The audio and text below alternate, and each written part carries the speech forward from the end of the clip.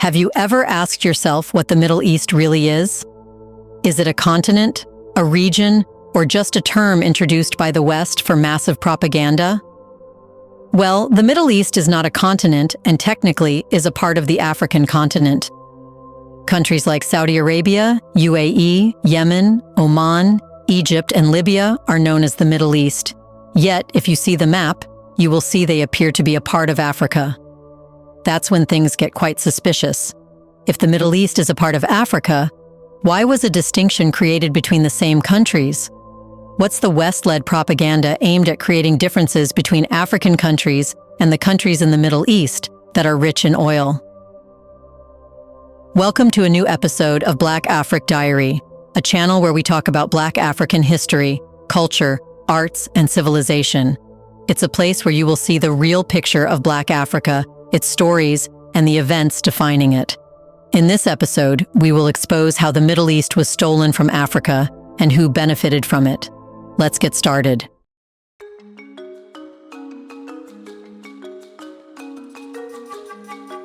The story of how the Middle East was once part of Africa and later disconnected includes manipulations that reshaped maps, history, and cultures, creating artificial divisions between Africa and the oil-rich nations of the Middle East. These divisions have made it difficult for African countries to connect with potential allies in the Middle East, allies that could help promote mutual growth.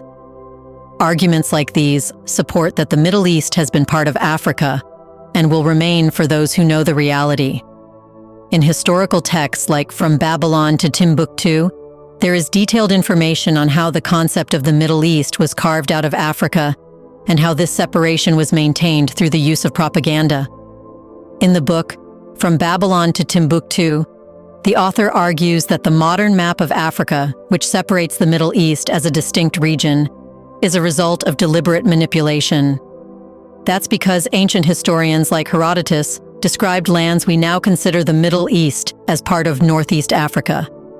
Herodotus noted that North Africa, including areas like Libya and Egypt, was inhabited by indigenous African peoples, debunking the idea that these regions were always culturally separate from the African continent.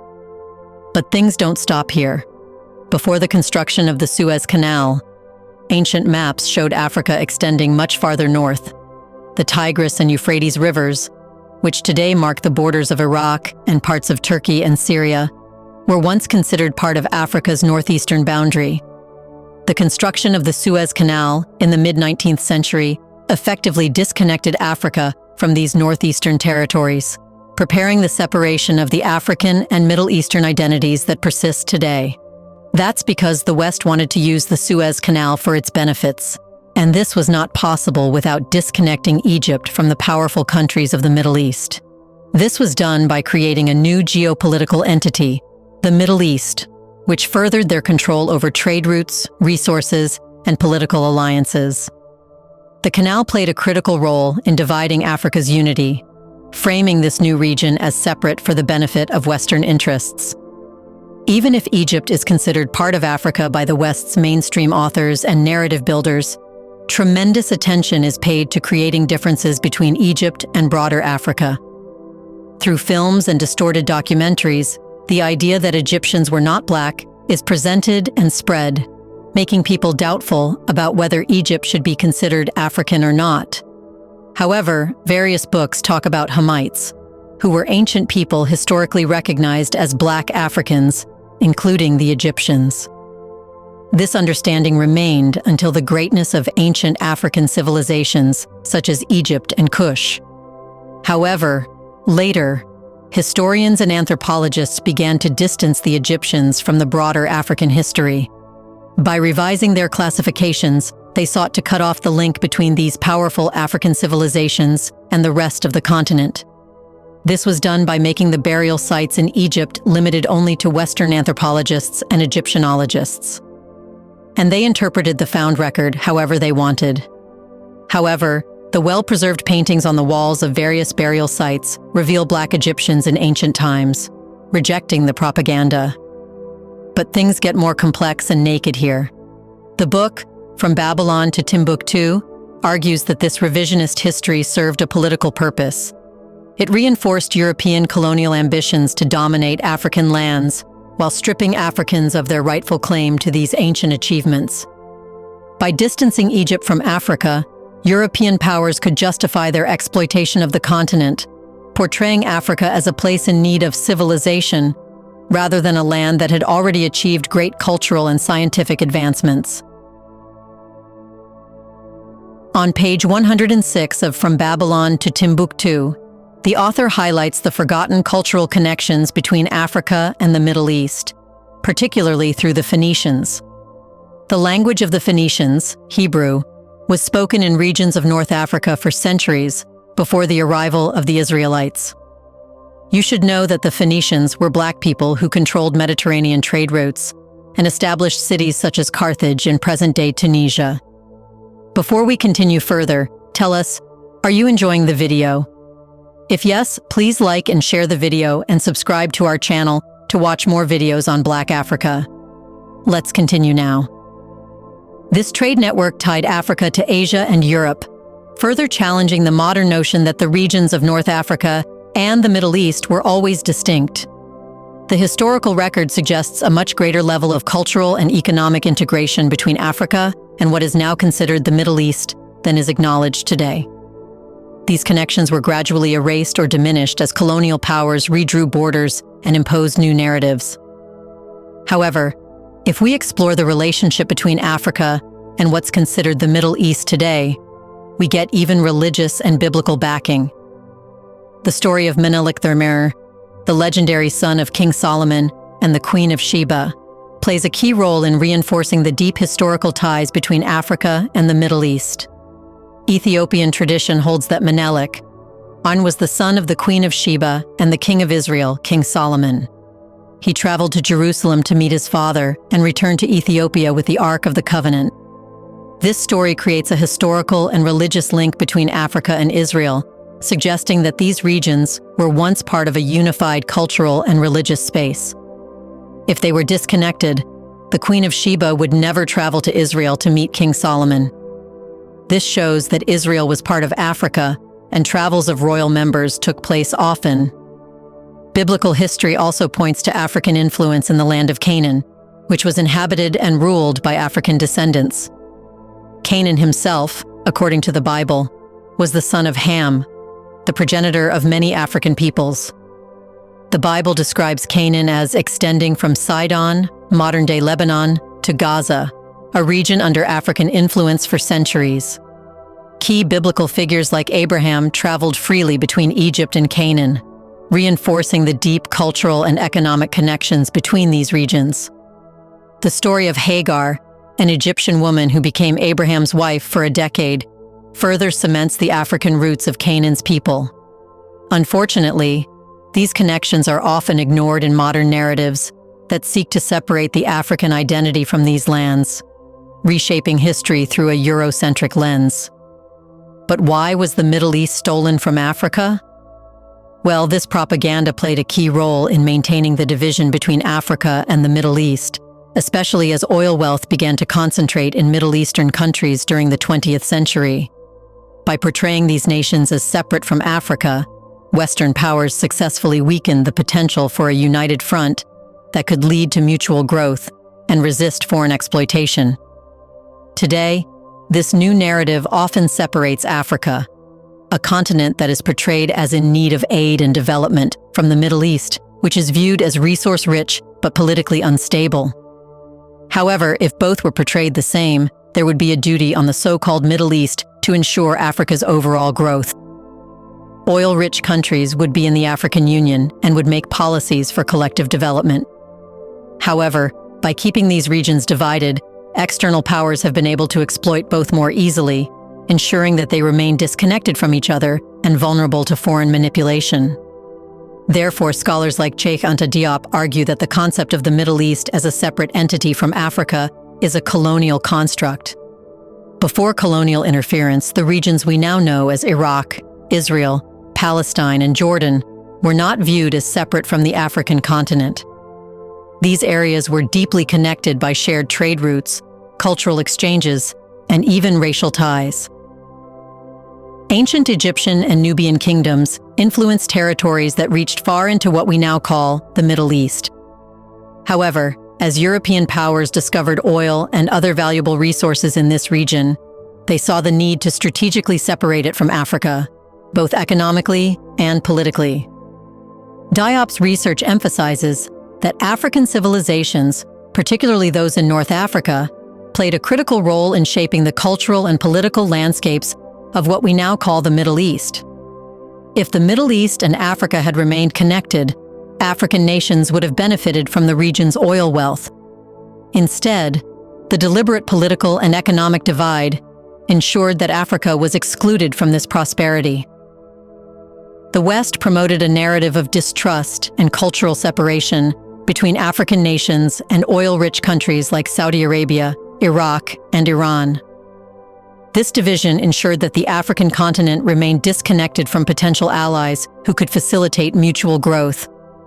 Africa became synonymous with poverty, while the oil-rich Middle East was portrayed as distinct, powerful, and wealthy. The deliberate cultural and political disconnection between Africa and the Middle East has been further reinforced through propaganda. In media, education, and international politics, African nations are often portrayed as underdeveloped, while the Middle East is cast as either a wealthy oil giant or a region of perpetual conflict. This contrast hides the reality that these regions share deep historical ties, racial backgrounds, and resources.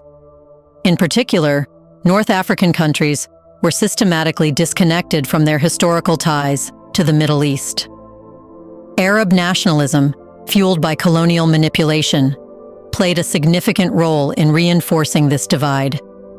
Leaders in the Middle East distanced themselves from Africa to align with Western powers, primarily to maintain control over oil wealth. This realignment marginalized African nations, ensuring that they remained excluded from the economic and political benefits stemming from oil wealth. But when did all this propaganda begin? Well, the term Middle East only came into popular usage after World War II, marking not just a physical separation, but also an ideological one. Renaming this portion of the African mainland as the Middle East served a political purpose. It allowed Western nations to bring this resource-rich region, especially in oil, closer to their sphere of influence. By rebranding Northeastern Africa as the Middle East, the West distanced African countries from these oil-rich nations that had once been their cultural and economic partners. Not only that, but the West made the Middle East care about itself only, making it see itself as a distinctive entity, very different from Africa. Historical accounts by scholars like Flavius Josephus, Plutarch, and Tacitus provide additional evidence of African roots in the Middle East. These ancient historians described the original Hebrews as Ethiopians and Egyptians, tying the people of the Holy Land directly to Africa. The migration of the Hebrews from Egypt to Canaan further shows the African migrations mentioned in the Bible and other historical texts. The geographic realities also support the African connection to the Middle East. Much of what we now call the Middle East, including the Sinai Peninsula, Israel, and Palestine, sits on the African tectonic plate. This fact underlines the argument that this region is African by nature, despite modern political boundaries. These geographic facts challenge the artificial distinctions we see today. The concept of the whitening of populations helps explain how the indigenous Black populations of the Middle East were gradually erased from the narrative. As colonial powers established their control, they favored lighter-skinned populations, introducing racial hierarchies that marginalized the indigenous Black people in the region. This practice wasn't limited to Northeast Africa. It was also seen in Latin America and parts of Asia.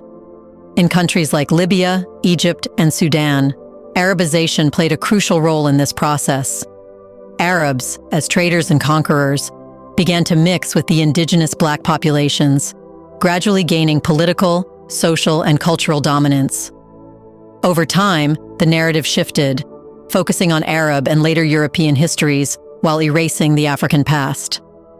A prime example is how the modern image of Egyptian pharaohs is often depicted as Middle Eastern, even though historical evidence suggests that many of these early rulers were of Nubian descent, clearly of African heritage. Additionally, the Fertile Crescent, which includes parts of modern-day Iraq, Syria, and Egypt, is referred to as the cradle of civilization. This region saw the birth of agriculture, writing, and irrigation techniques, many of which were shared and developed through interaction with African civilizations to the south. African empires like Kush and Aksum were part of this cultural and technological exchange. Historical records even indicate that trade routes and diplomatic missions connected Ethiopia with modern-day Yemen and Oman, further showing an unbroken African influence. You see, the story of how the Middle East was carved out of Africa is not just about historical manipulation, it impacts and makes the future. As African nations seek to assert themselves on the global stage, recognizing and rekindling the historical ties with Middle Eastern countries could be a crucial step toward fostering mutual growth and cooperation. By understanding how these regions were artificially separated, African leaders can challenge the narratives that have kept them apart from potential allies in the Middle East. Collaborative efforts in areas like trade, infrastructure, and energy could benefit both regions, allowing them to leverage their shared history and resources to create opportunities for mutual prosperity. What do you think? Should the countries in the Middle East be considered part of Africa or Asia? Isn't it true that because these countries are rich in oil and have significant power, the enemies of Africa wanted them to stay away from Africa to avoid mutual growth? In the comment section right below, share your thoughts on who benefited the most from the separation of the Middle East from Africa. Do you want to watch more videos like this one? If yes, subscribe to our channel and press the bell icon next to it. We bring videos on Black Africa, its history, rich arts and culture, and things the world should know about. Thanks for watching, and until the next video, stay tuned.